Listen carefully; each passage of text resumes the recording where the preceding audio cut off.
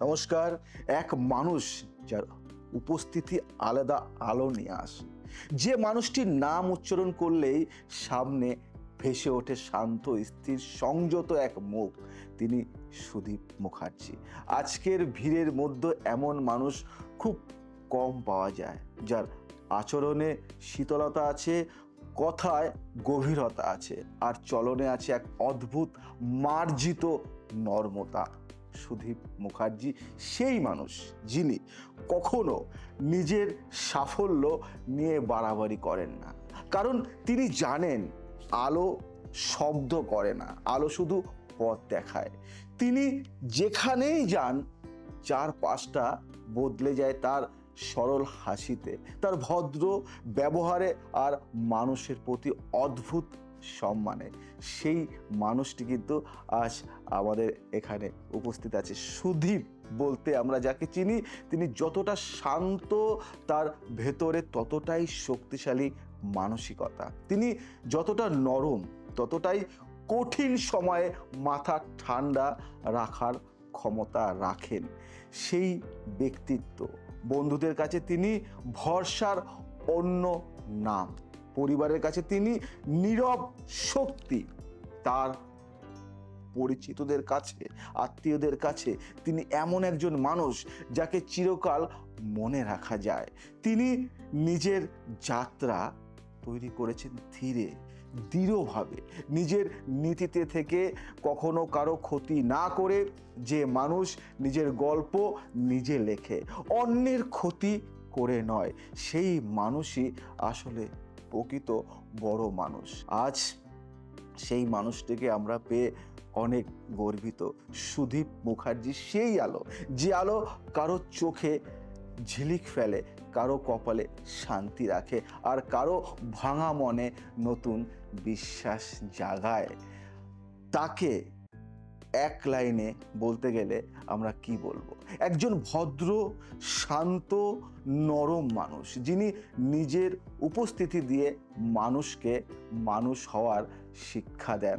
আজকে যে সিরিয়াল সবার প্রিয় চিরসখা, সেই সিরিয়ালে লিড চরিত্রে কিন্তু আছেন সুদীপদা।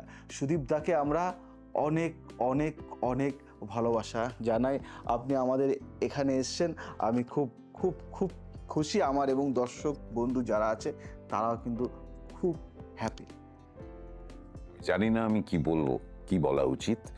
প্রথমেই আপনাদের সকলকে আমার নমস্কার জানাই, অভিনন্দন জানাই, শুভকামনা জানাই। আর জয়দেব ভাইকে আমার শুভকামনা আর ধন্যবাদ। এত ভালো ভালো কথা আমি জানতাম না যে আমার জন্য উপযুক্ত কিনা, বা এগুলো অপেক্ষা করে আছে। আমি একটু চমকেই গেলাম।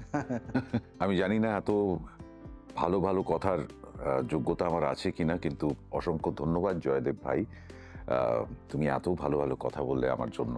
কিন্তু একটা কথা কি জানো তো, মানুষ কখনো একা নিজেকে তৈরি করতে পারে না। প্রচুর মানুষ, তোমার মতন মানুষ যারা অনুপ্রেরণা দেয়, ওইখানে যিনি ক্যামেরা করছেন, যারা আশেপাশে রয়েছেন।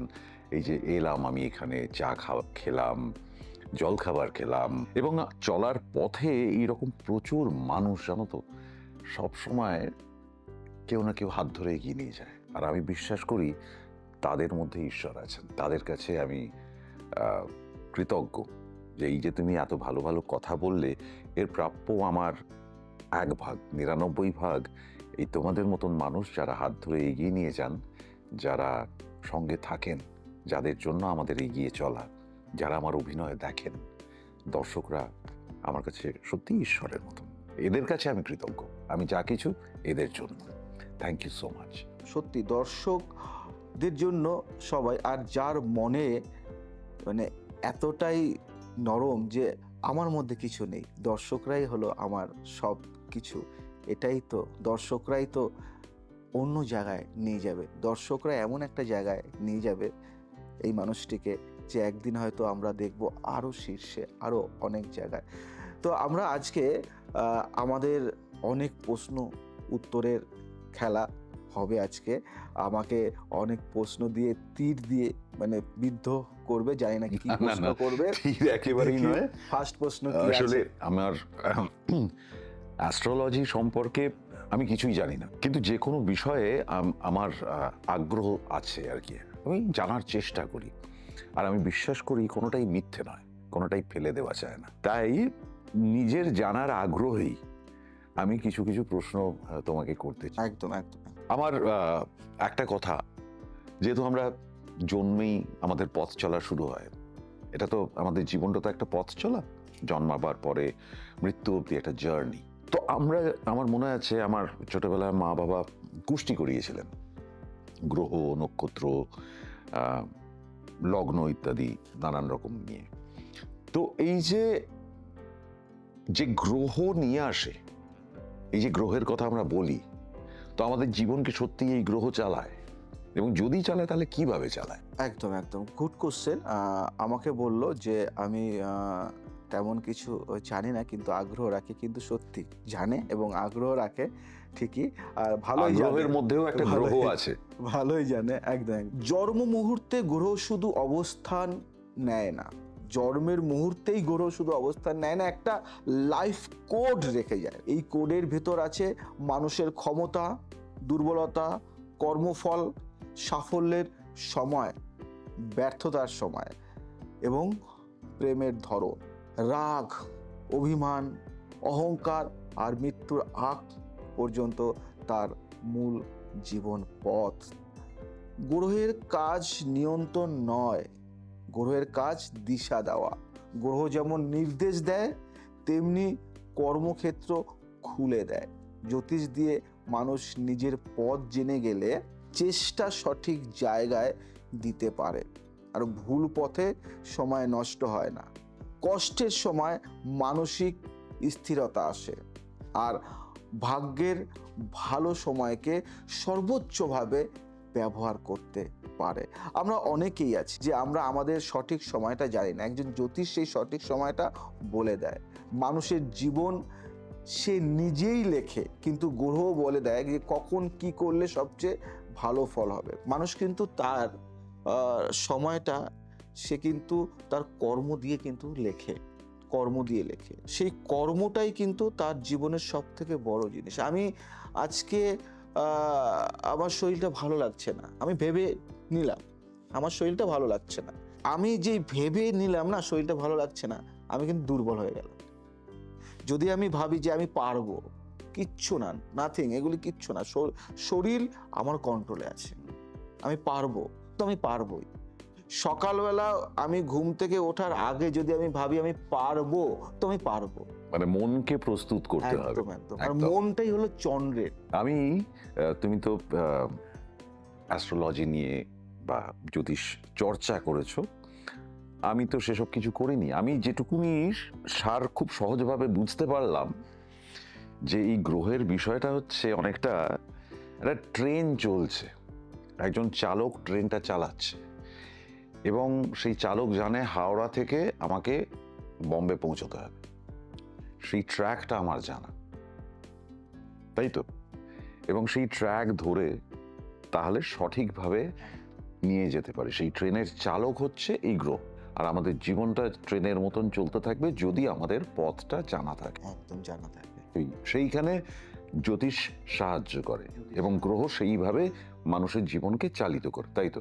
সহজভাবে আমি এইটুকুনি বুঝতে পেরেছি। একজন ড্রাইভার সে হলো পথ দেখায়, হ্যাঁ, দেখাচ্ছে যে এখানে বাধা আছে, আমি থমকে গেলাম।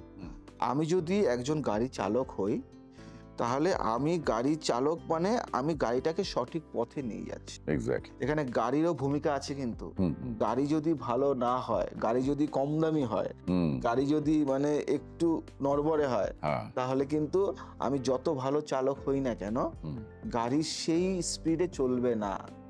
আর গাড়ির স্পিড এবং গাড়ি এবং রাস্তা দুই ঠিক থাকতে হবে। গাড়ি, রাস্তা, চালক, তিন ঠিক থাকতে হবে। গাড়িও ঠিক থাকতে হবে, রাস্তাও এবং চালক, তাহলে লাইফ একদম সাকসেস। আমাকে ঠিক করতে হবে তিনটেই, একটা ব্যালেন্স। আমি দেখা গেল একজন জ্যোতিষ, খুব ভালো অ্যাস্ট্রোলজার, কিন্তু আমার এত সমস্যা, আমি তার কাছ থেকে গিয়ে কোনো পরামর্শ পেলাম না, তাহলে আমার লাভ কি? সেই তো, মানুষ তো আসে তোমাদের কাছে তাদের ওই পথটা রাস্তাটা আমরা দেখিয়ে দেওয়ার ভগবান জন্য, নই, হ্যাঁ। আমরা সাধারণ মানুষ। আমরা মানুষ, সেও মানুষ। আমাদের কাজ হলো যে তার জন্য অ্যাপ্রোপ্রিয়েট রাস্তাটা কোনটা। হুম। তার জন্য আজকে সে মুম্বাইতে সাকসেস পাবে হ্যাঁ, না কলকাতায় সাকসেস পাবে, সে আজকে ফিল্ম করবে, সে আজকে সিরিয়াল করবে না বই করবে, সে কি লিড চরিত্রে সে কি সাকসেস পাবে না সাইড রোলে সে সাকসেস। দাদাকে পেয়ে আমরা প্রচণ্ড খুশি, আমরা খুব খুব খুব হ্যাপি। এবং দাদা আমাদের এখানে এসছে, যার জন্য আমরা আবার কোনোদিন সুযোগ থাকলে আসবো, কারণ অনেক প্রশ্ন বাকি রয়ে গেল আমার। অনেক অনেক শুধু সময়টা হুড়ু হুড়ু হুড়ু করে পেরিয়ে চলে প্রশ্ন গেল। আমাদের অনেক আছে, অনেক প্রশ্ন। আবার হয়তো কোনো এক সময় দাদাকে পাবার, দাদার সাথে আমার খুব ভালো সম্পর্ক, কোনো সমস্যা নেই, দাদা তো আসবে। এবং সব থেকে যেটা বড় কথা, যে আমাদের যত সমস্যা হোক পৃথিবীতে, আমাদের জীবনে, সমস্ত কিছুতে গ্রহ কিন্তু একটা ভাইটাল জায়গা। গ্রহ ভালো থাকলে সব ভালো থাকে। আজ আসি, আবার আসবো নতুন কিছু নিয়ে। জয় শ্রী রাম। নমস্কার, সকলে ভালো থাকবেন।